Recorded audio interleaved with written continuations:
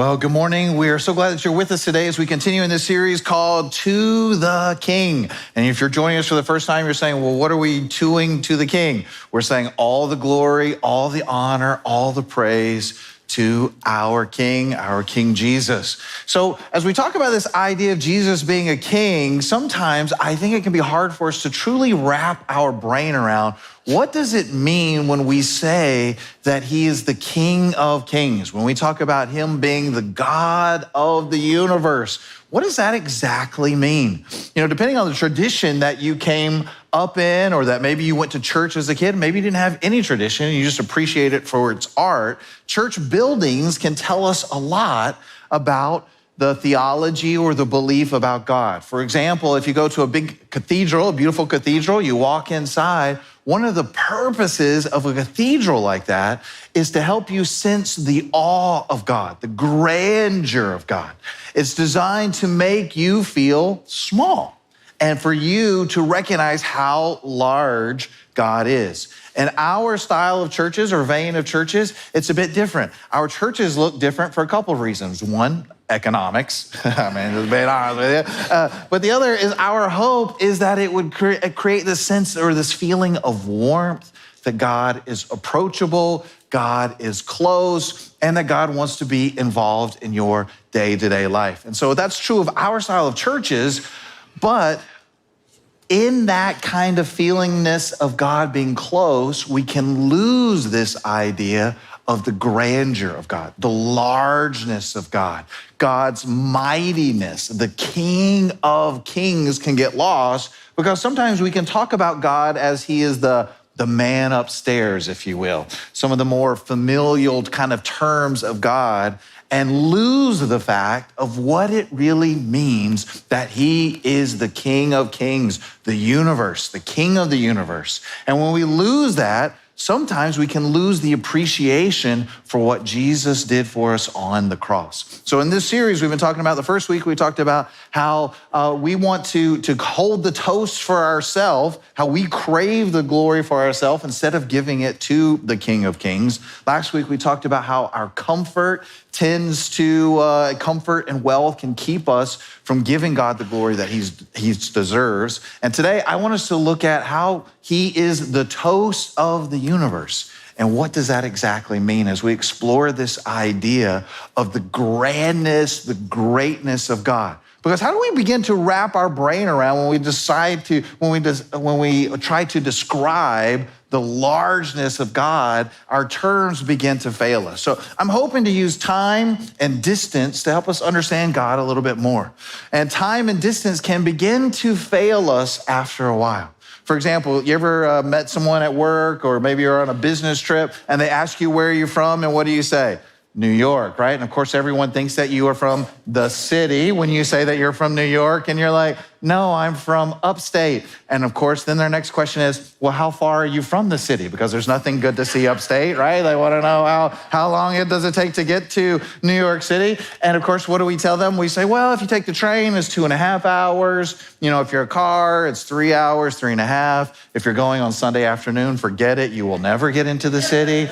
And then, of course, when you say upstate, then people think you're like right on the border of Canada, right? And so then they say, how far are you from Canada? And you say, well, we're 3 hours. If you use Waze, you can get there in an hour and a half, right? And it's all done. And of course, and it's interesting with time and distance, that doesn't feel too far. New York City doesn't feel far. Canada doesn't feel far. Have you ever forgot something and you're like, oh, I got to go to Target. And you're like, that is so far away. Like, I forget it. I'm not going. I'm not leaving the house again. That is a long way away. And it's interesting how distance can do that and how it can feel further for some people than it does for others. You know, when my oldest daughter, she's in college and she is 600 miles away. That takes our family 12 hours to go visit her. Do you know why? Because we have to stop at every rest stop. And it's me, as Taylor Swift said, it's me, I'm the problem. Like I am the reason that we have to stop at all the rest stops, you know? And some of you, your child goes there as well, and you're like, Pastor, we can do it in 8 hours. I'm like, if you wear Depends, you can get there in 8 hours. There's no way to get there that fast. And Waze, I guess, that's the other way you can get there that fast. It takes 12 hours. Distance, time, distance, it can feel a little bit relative for us. But then when we start talking about space, wow, distance and time begins to start failing us. Like the nearest celestial body for us is the moon. And of course, how far is the moon? 240,000 miles.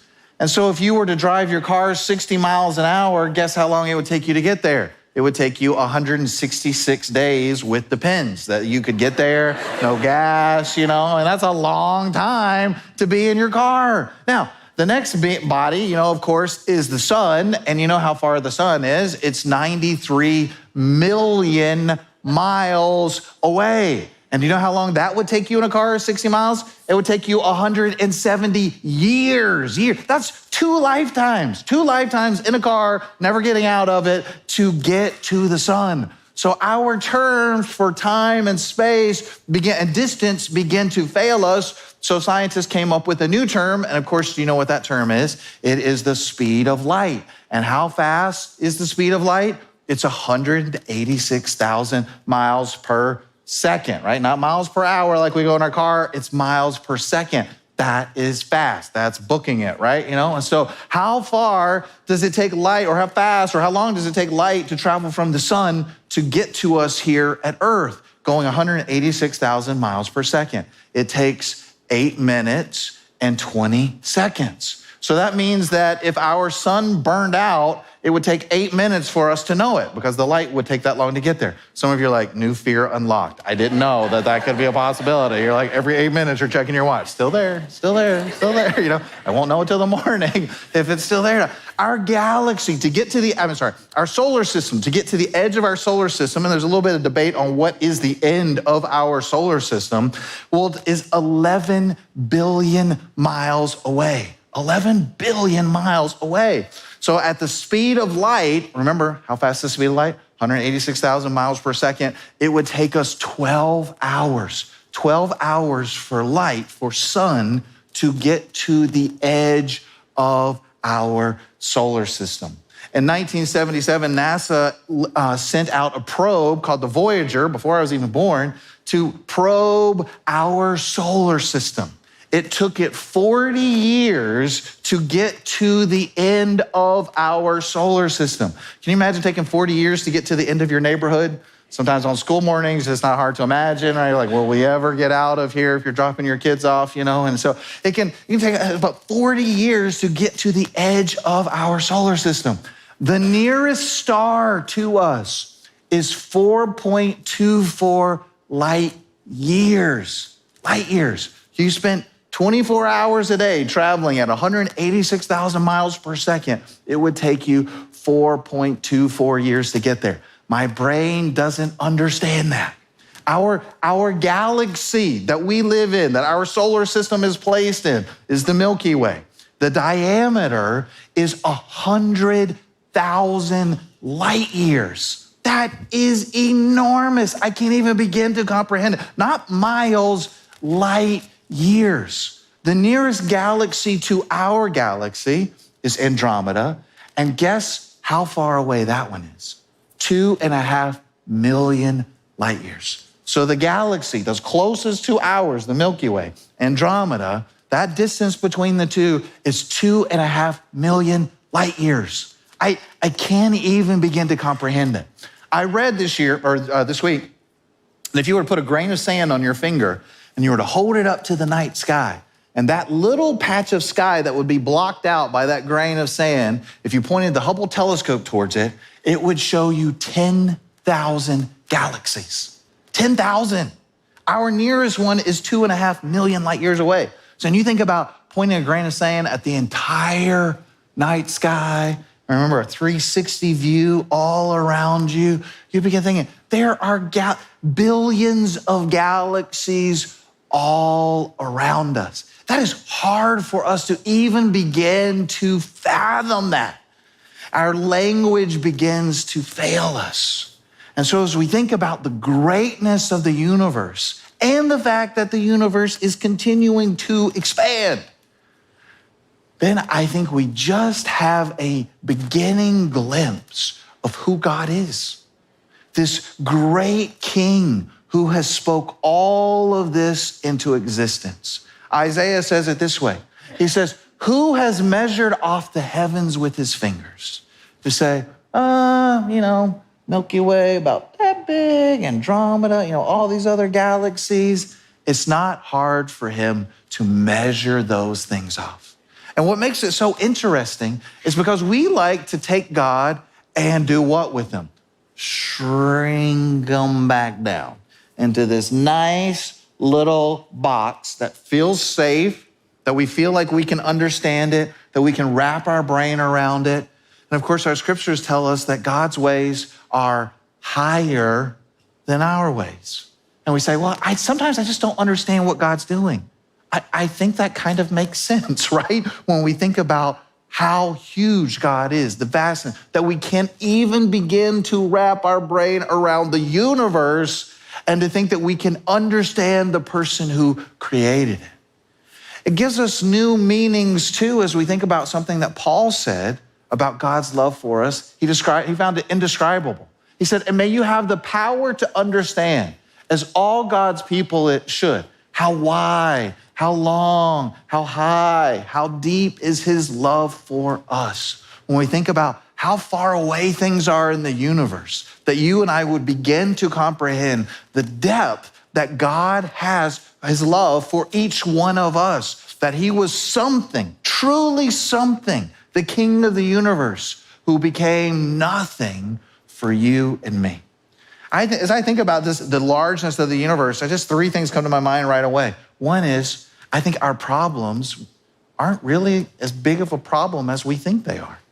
You ever found that to be true? Like you just there's this little thing that's going on in your life, and the more you think about it, the more it grows and grows and grows, and it just seems like a big deal. And you tell a friend about it, and they're like, well, that's kind of trivial. And you're like, that hurts my feelings. I'm really worried about that, But as we get perspective on how huge God is, then we think, this little thing, it's a big deal for me, but it's not a big deal for the King of Kings. The second thing is, it would tell me that everywhere I'm trying to plant a flag and say, this is mine, this is my kingdom, it would seem kind of trivial. Can you imagine a country, if they could, get to the center of the Milky Way and they're just gonna put a flag there and just say, this is ours, nobody else can have it. And you're like, that seems kind of silly. I mean, this place is huge, 100,000 light years across, and you're gonna claim this little spot as yours? It doesn't even make sense. But yet we do the same thing. Well, this is my life. This is my money. This is my family. This is my future. And it just kind of seems trivial, some of the kingdoms that we just want to draw a line in the sand and say, God, you can't have this. This is mine. The other thing I think it would do is our love for the king would increase. To think, this God of the universe who created all that we struggle to begin to comprehend, that we haven't even explored the depths of it. That king took such interest in my life, in your life. Why? Why would that king take such an interest in our life when we consider all of the things that are in the heavens? That was the question that the psalmist asked David. He wrote and he said this in Psalm chapter 8, verses 3 and 4. In the middle of the psalm, he says, when I consider your heavens. Of course, whose heavens are they? They're God's, right? Why? Because he made them. And he said, when I just stop and I look at the night sky, when I consider it, he's inviting all of us just for a moment to be small. Who wants to be small, right? There's nothing in our culture that says be small for a day, right? Everything is be big, be famous, be huge, be a success, think bigger, think grander. And David is saying here, just for a moment, I'm inviting you to make yourself small. And of course, science hasn't made us bigger. It's actually revealed to us how small we truly are in the universe, how truly insignificant we are when we think about time, we think about space, we think about distance, we think about all that's out there. And David says, when I consider this, It creates a question in my mind. When I consider the heavens, some of you did that last month when we had the Northern Lights. I saw you put all the pictures out on Facebook. You loved it. And it was a beautiful thing. So amazing that we got to see it. And he was saying, when I consider the heavens, when I'm out away from all the light pollution, and I'm able to really look at the stars. And he says, when I consider the heavens, he says, the work of your fingers. He was saying, it didn't take a lot of energy or effort for you, God, to create this universe that we're all a part of. Just the power in your little pinky finger was all it took for you to make everything around us. When I consider the work of your fingers, it didn't take all of your brain power. It didn't take all of your divine power and energy to make it. He says, when I just consider the works of your fingers, notice this. He says, the moon and the stars which you have set in place. I want you to think about that word set. He's saying, you put the moon, you put the stars, you put the planets, all the celestial bodies, our earth in its place. Do you know that scientists marvel at where our earth is actually set, where our earth is actually placed? You know what scientists call it? They call it the Goldilocks zone. You know, from the Three Little Bears, you know, they're saying it's just the perfect distance from the sun. In fact, they say if we were 5 degrees closer to the sun, we would burn up. If we were 5 degrees further away from the sun, we would freeze. It was saying it was like the universe is finely tuned for you and I to live here on planet Earth in all of the places right here. Do you know that our Earth is tilted 23.5 degrees? So it's not straight up spinning around, it's tilted. And do you know what that does at 23.5 degrees? It gives us our seasons of planting, our seasons of harvest, our seasons of rest. Do you know that the planet is also spinning 1,000 miles an hour? So when you feel like, hey, your life is going 1,000 miles an hour, it's actually true. You know, we really are going 1,000 miles an hour on this earth. We're spinning around. And you know what that gives us? Night and day, a time to work and a time to rest. And of course, our earth on this elliptical path is spinning around the sun at 67,000 miles an hour. I didn't know this next fact from science. Maybe they told me, but I don't remember it. Maybe you have never heard it too. I didn't realize our sun is also orbiting the Milky Way. So our whole solar system is also orbiting the Milky Way at 514,000 miles per hour. It will take our solar system 230 million years to complete one orbit. Now, here's the amazing thing to me. All of these billions of stars, our planets, all the moons, guess what? Nothing is smashing into each other, right? I mean, to me, that seems very thoughtful, laid out, intelligently designed and created, that all of these things are working in tandem. He's saying, when I recognize that those things, you have set those things in place, he says this, he says in verse 4, he says, what is man that you are mindful of them? That word mindful. Now, that word's a big word in our culture right there, about be mindful of everywhere you are, mindful of your body and the place that you're in. But here, David is writing this, and he was saying that God is mindful of you and me, that you are on his mind. When you think about the vastness of the universe, and to say, of all the things God could be thinking about, do you know what God is thinking about? He's thinking about you. He's mindful of the things that you're worried about. The things that are making you anxious, the things that are keeping you up at night, the things that you are concerned about, he is concerned about them as well. And he goes on and he says, what is man that you are mindful of them? What are human beings that you even care for them? That you care for them. He can't begin to wrap his brain around. Why would such a great God, the King of all kings, why for a moment would he just take time to give me a thought, much less care for me? The Hebrew word for care is pakad. And do you know what that means? They're saying it's this alert attentiveness, that the King of the universe is alert and attentive to the needs and the details of your life. And just think about that for a moment. The King of Kings, the Lord of Lords, of all the things that could be on his mind and on his plate in the universe, it's you. It's you and me. Alert and attentive to everything that's happening in your world and in mine. The response that David has to this in verse 9, he ends up his psalm by saying this. Because of all these things that he's considered, he said, Lord, our Lord, how majestic is your name in all of the earth. Do you know in Hebrew, there's no word for, the word Lord is not that. Lord, it comes from our old English days. Remember lords and ladies, when they were translating the scriptures from Hebrew and from Greek into English. They were using English words at the time, Lord.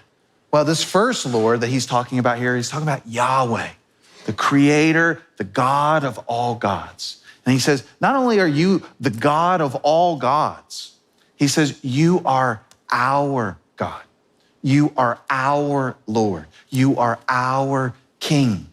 He says, how majestic is your name. Majesty, we understand that, right? That's a kingly word when we talk about their kingdom and the majesty of the king. He was saying, how majestic is just your name. Why? Because of all the care and attention that you give to each one of us. If we move forward a couple of light years into the New Testament, we find another song. Did you know the New Testament has some songs in it? Paul records one of these songs for us. It's in Philippians chapter 2. We don't know where this song came from, but it was an early hymn that the Christians would sing. And in fact, it was a creedal kind of hymn to remind the church or remind them as they sang together in worship every week of some central truths. As we think about who the creator of the universe is, think about what this song is the early church would sing. It says, who being in the very nature God, did not consider equality with God something to be used for his own advantage.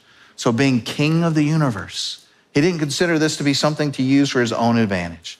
Rather, he made himself nothing. So he was something.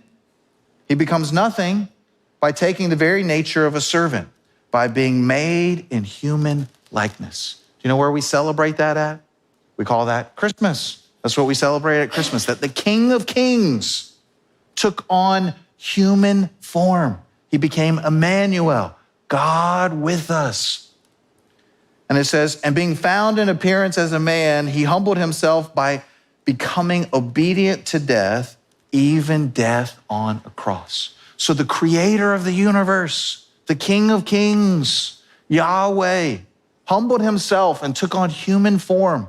And then the most unspeakable, shameful death, he died on the cross for you and me. Do you know what day we celebrate that on? That's Good Friday. We celebrate the fact that he died. Easter Sunday, we celebrate the fact that he didn't stay dead, that he rose again on the third day. Because of all of this, because Jesus, who spoke it all into existence, Christians would sing this.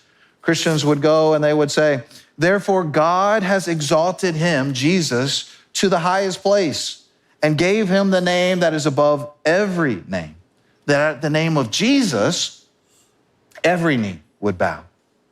As you think about people bowing before a king, he's saying everybody's going to bow before King Jesus in heaven and on earth and under the earth.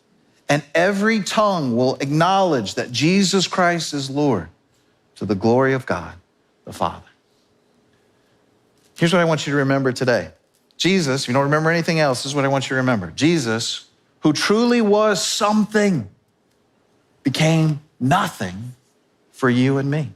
Jesus, who truly was the King of Kings, the Lord of Lords, he laid that aside, took on human form for you and me. Why?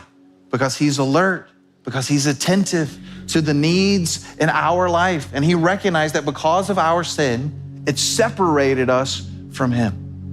But one day, every knee will bow, Any person who has a crown on will cast that crown aside. Any person who thinks that they've ever accomplished something will bend the knee and say, to you, Jesus, it's nothing. It's nothing compared to what I've done in my life. You are the true King, the Lord of Lords. Now, here's the interesting thing. As we think about people who are going to be kneeling before Jesus, the most powerful person you can think of in history, the most powerful person that you can think of now in history, the wealthiest person from times past to the wealthiest person now, to the poorest person, every single knee will be bowed before Jesus, saying that you are the true King, the King of Kings, the Lord of Lords. Now, there's a distinction though. We get to choose that now in humility, or we choose it later in regret and shame. And after our life is finished on this earth, if we're bowing the knee before Jesus for the very first time, at the end of our life, it will be in regret and shame and eternal separation from the King of Kings. And so Jesus invites us now in this moment to consider who he is, the King of the universe, that he deserves our praise, our glory, our honor, our life as worship to him every single day. And the question you and I have to ask ourselves is, who truly is the King of my life? Is it me, or is it truly King Jesus? Because that begins to change the way you and I live every single day. If he truly is the King of the universe, do you know what it does? It begins to fill our hearts, at least it does for me, with joy and thanksgiving. To say, who am I that the King of the universe took interest in my life when he had every reason to abandon me? When he had every reason to forsake me, he chose not to. Why? Because of his love for each one of us. And I hope that this Thanksgiving season, it fills you with joy as you think about he who was something became nothing for you and me. Let's grab our communion together.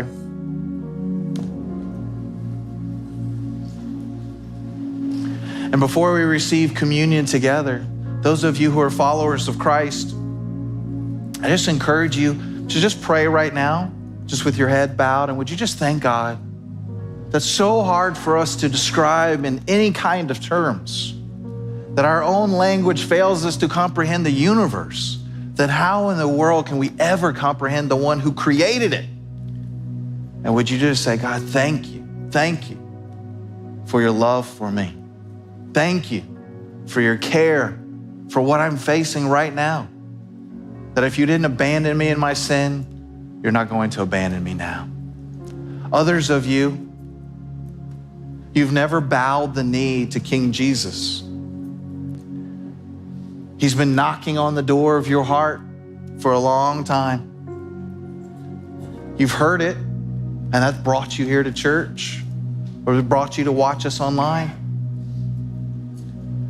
And I want to invite you to open your heart to him today as the true King. You say, well, how do I do that? The best way I know is through a prayer where you invite him to be a part of your life. If you're ready, here's the prayer I want you to pray. Would you pray this? Would you say, Jesus, I believe you are who you say that you are.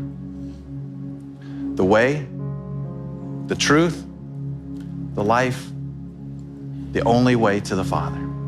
I ask that you would come into my life, you'd forgive me of my sins, and you make all things new. If you prayed that prayer for the first time in this room, after the end of service, we'll have some people up front from our prayer team who'd love to pray with you and give you a new believers packet. If you're watching online, you can send a text to 97000 and that one word, decided, that I'm deciding to follow Jesus.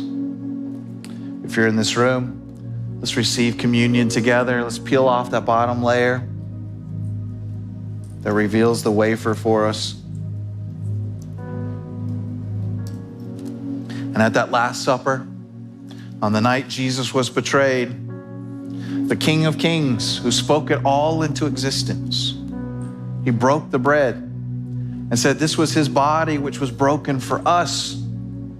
He said, take and eat and do this in remembrance of him.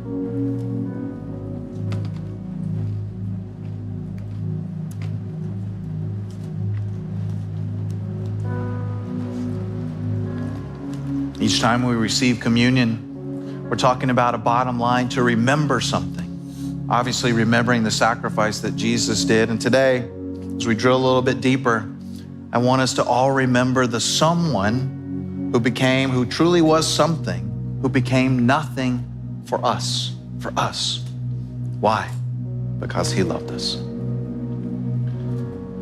On that night, Jesus took the wine, he blessed it, he said it was a sign of the new covenant that he was making with each one of us, a covenant through his precious lifeblood. He said, take and drink and do this in remembrance of him. To the King.